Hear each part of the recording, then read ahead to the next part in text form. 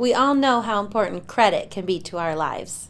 It can affect our ability to qualify for purchases, and it affects the amount that we pay for everything. But sometimes it's hard to understand why credit scores can go up and down.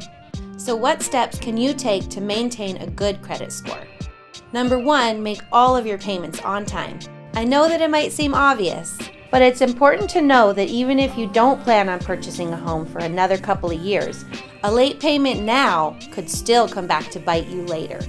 Although making your payments on time is important, it is certainly not the only factor determining your credit score.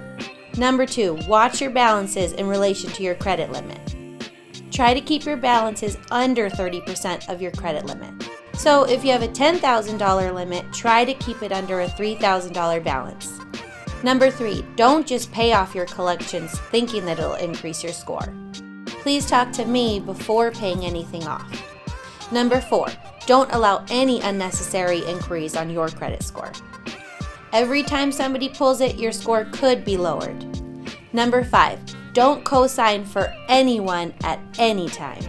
This can destroy your credit. But if co-signing is absolutely necessary, make sure to talk to me first. If you have any questions about your credit and getting pre-approved for a home purchase or refi, give me a call. I will be happy to review your situation and provide you with options. Have a great day!